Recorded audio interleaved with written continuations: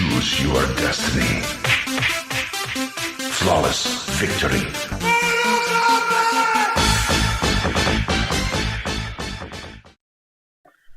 What's going on, guys? LordKing here again, back with another UFC preview show, more specifically UFC 212 Aldo vs Holloway. I want to try and do this relatively quickly because there are quite a few good fights on this, and I'm going to do more of an in-depth breakdown into the Aldo vs Holloway matchup, but then I'll do very brief sort of look into the co-main event and another good matchup on the card as well. Quickly before we actually go into it, just going over the brief sort of overall view of the card. It will be in Brazil, so that will be effective for the Brazilian fighters. It is also the debut of Marlon Moraes, the World Series of Fighting champion. A lot of people have hailed him as possibly the best fighter, bantamweight fighter that isn't in the UFC. So this is going to be his debut, and everyone will be watching. Eyes will be on him to see how well and how good he performs. He's against Rafael Sunsao, so it's not going to be an easy test, but it will be a good fight.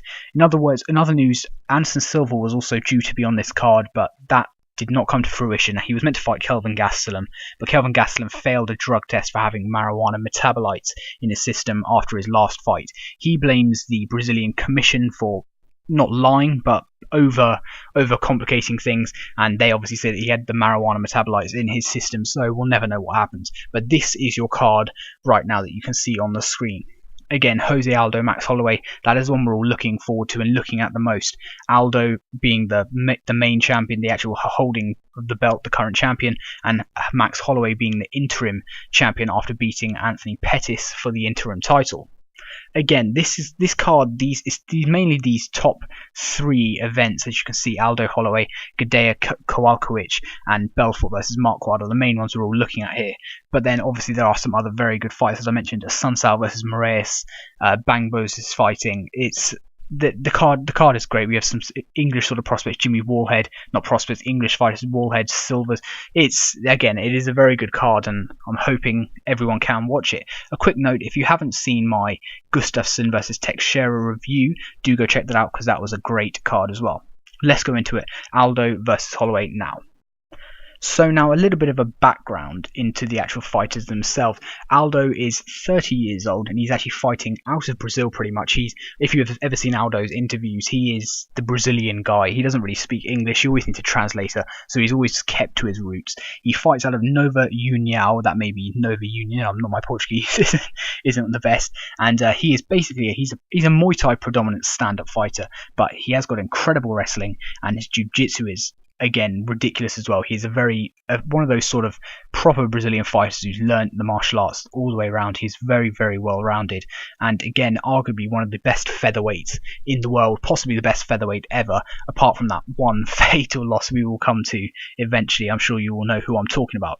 Max Holloway. Now this is the best part about him. He's 25 years old. He is the world at his feet at the moment. He fights pretty much out of Hawaii. He's a very proper, true to his roots, Hawaii boy. He lives there. He fights with Gracie Techniques, and he does all of his training, all of his camp there, and will travel out to America or Brazil, wherever it will be that he is fighting. He's also currently on a 10-fight win streak, so he has got a hell of a lot of momentum going into this. Again, being the interim title holder as well, he has got a lot of momentum going into this fight, and it could be very, very interesting, unifying the actual belts, the current champion with the interim champion. So this will be a very, very interesting fight. Let's look actually into their records now as well. We can see Aldo's on the screen now. Now, there isn't too much to say about Aldo's record. He has basically fought absolutely everyone in the featherweight division. You can obviously see that loss that is there, the one blemish that is on his career. I'm sure everyone will know who Conor McGregor is and how he knocked him out. It's not the main thing to get caught up on. I think I got slightly annoyed that people kind of said Aldo's legacy was tarnished because of this one loss, when to put it into comparison, Anderson Silva being one of the best ever fighters in the UFC, some people say he's the best fighter ever to grace the UFC, lost in a brutal fashion to Chris Weidman, but people wouldn't tarnish his career off that one loss, so I don't see why people do it with Aldo either. But a lot of people blame it on luck. McGregor's timing and precision is absolutely second to none, so it was an incredible knockout, there is no denying it. But looking at Aldo's record, he has fought absolutely everyone and anyone in WEC and UFC. He is one of the best, if not the best, featherweight of all time. Looking into Holloway's record now, this is a very, very interesting thing because, again, as I mentioned, he is on a 10-fight win streak, and his most recent loss is, guess who? The person that we just recently mentioned is Aldo, which is Conor McGregor. This fight wasn't a knockout for Conor McGregor. He did go to the full 5 rounds, and it was a decision win. I believe apparently McGregor tore his ACL partially during this fight as well, which makes it even more impressive for him to get the win. But still, it was apparently McGregor did that. But again, it was one of those fights where Holloway, to put this into perspective, Holloway was 20 years old, I believe, when this fight actually occurred. So he's developed so much since now. Again, being on a 10-fight win streak since then, he's learning every single day. Let's look actually into the common opponent. Again, as you all know, the McGregor loss. Prior to this, Aldo was the most dominant featherweight champion of all time, and probably the best featherweight champion of all time. He may still well be the best featherweight champion of all time as well. In a lot of people's books, he actually is. In a lot of rankings, he is as well. But again, this sort of image right here will be in people's minds for a long time to come. But as I mentioned, you should not think of it as tarnishing Aldo's legacy. He is an incredible fighter. Max Holloway, as I mentioned, also did fight McGregor. This, again, it was a pretty unanimous victory for McGregor, going the distance and winning via unanimous decision. But Holloway, again, as I mentioned, was 20 years old at the time. Now, this, one, is inexperience, but two, it was him going in with a very lackluster sort of mind in an attempt to just make a name for himself. Losing to Conor McGregor at this stage, both of them were nobodies, and now 5 years later, he has become one of the finest fighters in the UFC, quite literally one of the best fighters. What we shall do now is let's look actually into their strengths, each fighter's strengths, what they do well, and how almost the keys to victory to this fight. Up first, we shall go with the champion, Aldo. Jose Aldo, he is one of the most well-rounded fighters in this game. As you can see, to put it simply, I pretty much put down every aspect of the MMA game. Striking, wrestling, ground game experience, pound for pound, one of the best. Well-roundedness and his adaptability. Now, striking, he is just so damn good. I've put down leg kicks. I've made that specific because his fight against Uriah Faber, his leg kicks were some of the most brutal things I've ever seen in my life. In some ways, it was actually quite hard to watch. But his Muay Thai, his traditional Muay Thai into his leg kicks are really second to none, especially when he gets going. When he gets that momentum moving, he becomes one of the best sort of fighters at the Muay Thai sort of game. I'm going to put a clip in right now to give you almost a taster of the leg kicks on Uriah Faber and how vicious they can actually be. Aside from his leg kicks, though, as well, he also has got some incredible boxing. He's also mentioned he wants to go and do boxing. Similar, it may be the whole McGregor thing has spurred him on, but he also said that he wants to go in and do some professional boxing fights as well. Again, it could just be because McGregor is doing it, but he has actually specifically mentioned that, and he is known for having incredible boxing. That very last clip you just saw right there shows one of the other things we've seen in this, his wrestling and anti-wrestling. He has incredible takedown defense. He can get taken down, he will get up straight away. If he does get taken down, he does a thing called limp leg, which is where you basically make your leg not go dead, but you kind of loosen it and turn around and basically just pull your leg out. He is one of the best operators at that in the whole of the UFC, possibly. Ground game, his Brazilian Jiu-Jitsu, he is a very good black belt. He is incredibly good at that. And also, the other thing I want to pick up on is his adaptability. Of the experience, he's fought everyone, but his adaptability is incredible. Throughout the fight, he will learn and pick up on a fighter, their techniques and the way they move. This clip coming up right now is one of the best pieces of timing or whatever I've seen in the UFC. It was unbelievable. Against Chad Mendes, that knee right there was one of the best things I've ever seen. Other strengths in general, adaptability, as I just mentioned, but well-roundedness. He is overall one of the best fighters in the UFC. For a long time, he was probably pound-for-pound champion until the McGregor thing happened. But he is, again, one of the most pound-for-pound best fighters in the UFC, being so damn well-rounded. He's the champion for a reason. Looking into Holloway now. Holloway's strength, again, I've put down quite a few things, but striking being his main thing. Boxing, combinations, fluidity, and kicks. He is one of the most fluid fighters in the division, if not the UFC. When I say fluid, I mean the way he moves from punches to kicks to punches, from movement going to southpaw going to orthodox. It is seamless. It pretty much just happens without him even trying, to be honest. It's one of those things where he just kind of just does it. It's almost what they call the flow state in MMA, where you kind of reach that point where you can just keep going and through the motions, you don't even think about it. So this clip right now will pretty much give you a relative idea of what he's doing. As you can see, he's pretty much just going through that. The kick right there basically shows he's doing these things without even thinking. It's, again, incredible fluidity to have finishing fights like this. Another thing, speed, power. He's incredibly fast. He is very good power. His body work, he finishes fights by hitting people to the body. Anthony Pettis, he's smart by going to the body because he knew Anthony Pettis was going to be slightly dehydrated in the fight. He's smart by going to the body. His age, as I mentioned, he's 25. He's very young. He's ambitious. He knows he's going to be the champion someday. Underrated wrestling and ground game. He's submitted the likes of Cub Swanson, black belts. Incredible win streak, 10-fight win streak, which, as I've mentioned. And I think the best part is his ruthlessness. Now, a lot of people, this could be a bad thing, but with him, the next clip I'm going to show you may well be the best thing I think I've ever seen in UFC in terms of just coolness. This was one of the best things I've ever seen. He was fighting Ricardo Lamas, and there was 10 seconds to go, and they had pretty much an agreement. They're going to stand there and just do this, which was a moment of silence for that. This was one of the best things I've ever seen.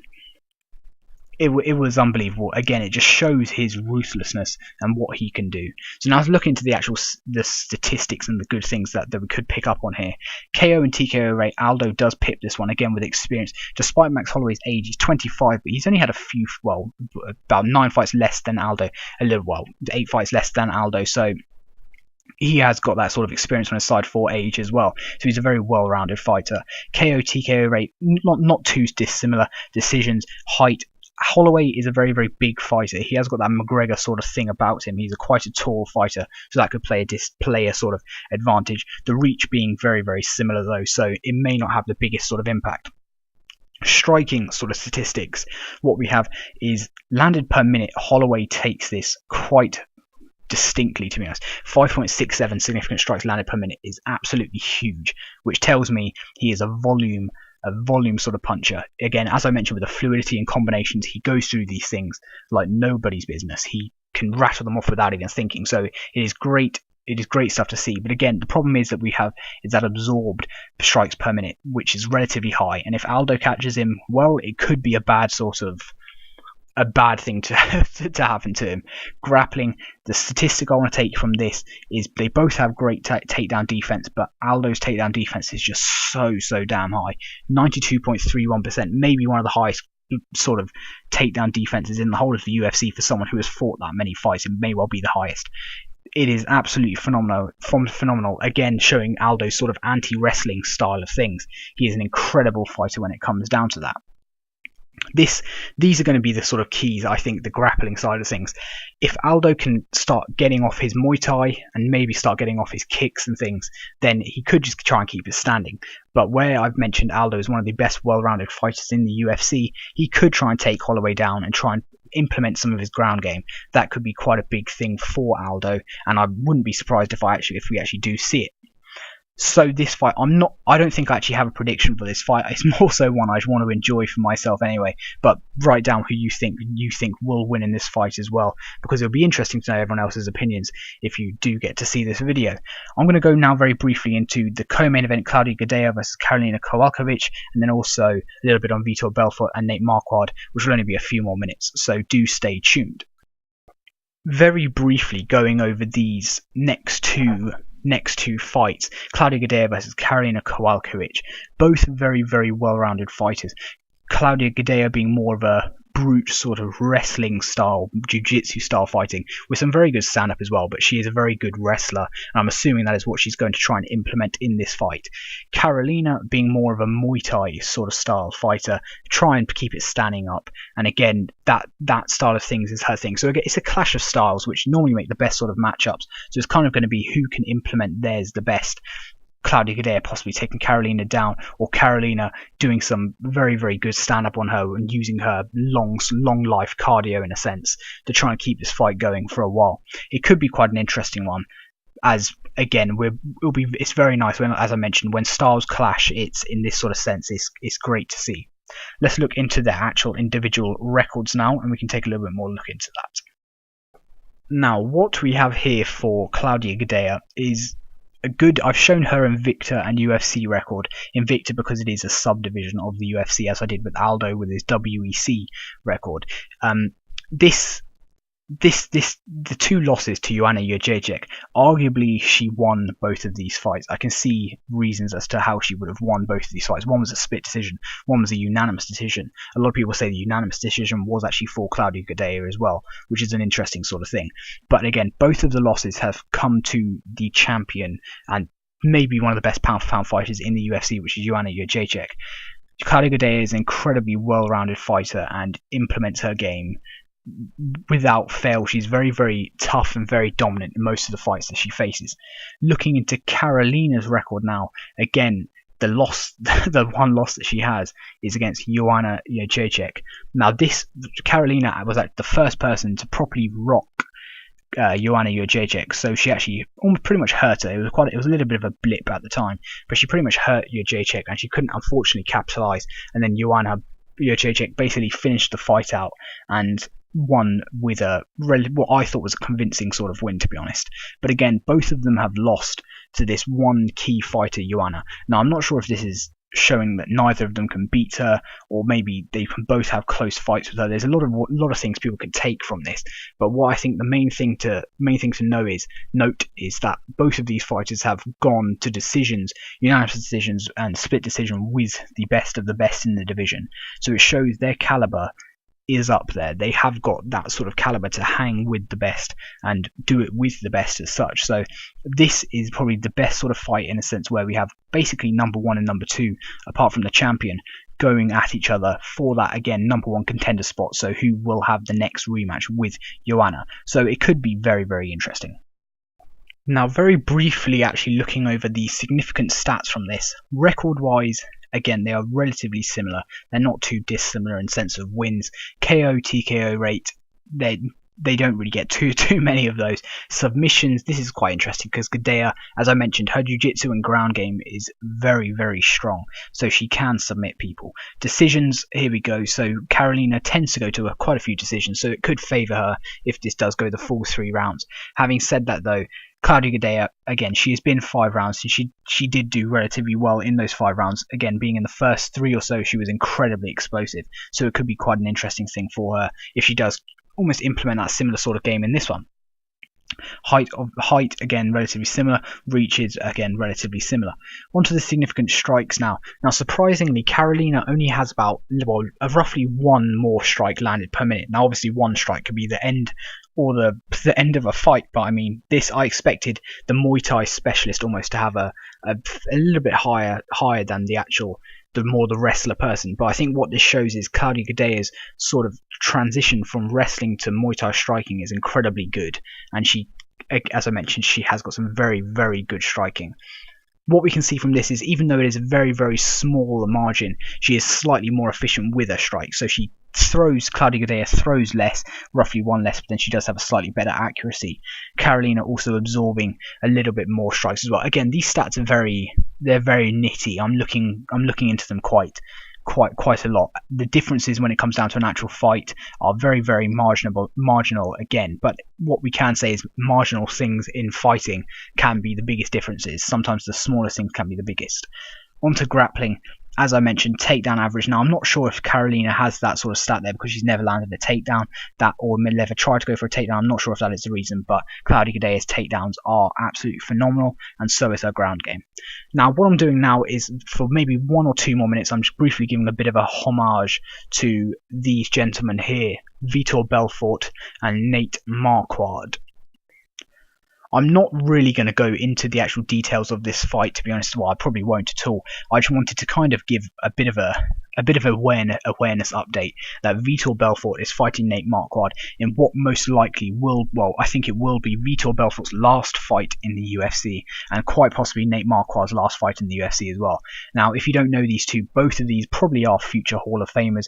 Vitor Belfort, indefinitely. This man has been through the world and back with UFC. He's been a former champion, and he was one of the single best fighters in the time when I won't go into the politics of it, to be honest, but he was arguably one of the scariest fighters at the time when he was at his peak, to be honest. And now this could be his last fight in the UFC, coming off some relatively more brutal losses, quite hard to watch. What he has actually recently said himself is he believes this is his last fight in the UFC, but he doesn't think it's going to be his last fight ever. So it's quite an interesting thing. He may go to Bellator or something. But let's look into their actual records now, because this is just a sight to see. You should need to see their whole records. As you can see, Vitor Belfort has fought absolutely everyone. It's kind of rude for me to say that he's missed any fights or not taken any fights for any reason. He has fought absolutely everyone and anyone, which is one of the best things about him. He was a very ruthless sort of person, and again, a lot of people hailed him as one of the scariest men in the UFC at the time. Now this image is actually split into two parts just because of the amount of people he has fought. As you can see, you're probably thinking Cage Rage, well, this goes back before the UFC, but then unfortunately it goes back to Pride, which was purchased by the UFC, and then goes back to Strikeforce, and then eventually before that it goes back to the UFC again. So he's been in this game from the very, very start. And when I say the very start, I mean he's been in it since the first. Well, when UFC actually became popular on television was when Vitor Belfort was already in this. Before some of these people are now getting their careers started, Vitor Belfort was doing this. So he is one of the true fathers of MMA, and one of the people that should be respected if possible, and it is very, very sad to see him go. I personally don't want to see it happen, but unfortunately it's probably a lot better than seeing him get maybe knocked out every other week when he does fight. Nate Marquardt's record, again, very, very established sort of record. He has fought a hell of a lot of good people, probably personally not up to my sort of Vitor Belfort levels on that sort of hierarchy, but it's not very nice for me to compare them, to be honest. Nate Marquardt has done his incredible fair share of things, and again, as I mentioned, he probably also will be a Hall of Famer as well. This is pretty much the end of the video, guys. Just I'll let the Nate Marquardt record roll out a little bit, but that basically sums it up. I hope you can all watch this. I hope you enjoy these videos. I'm also do these UFC videos because I simply enjoy making them. I'm such a big fan of MMA, and I love making UFC videos and all MMA related videos. So it's very enjoyable for me to make them, and if you guys actually get any benefit out of them as well, then it's killing two birds with one stone, isn't it? So I hope you guys actually do enjoy these videos, and I would love to receive absolutely any feedback that you can give me whatsoever, whether you think they're good, if you think they're totally crap, then please let me know. However you think these videos are, please tell me. That basically wraps everything up, guys. Thank you as always for watching. I hope you can see all my other Xenoverse videos, especially my one coming out tomorrow, my subscriber choice challenge. That will be amazing, as it always is. Thank you as always, guys. Thank you for watching. I've been LordKing. Don't forget to like, share and subscribe. Goodbye.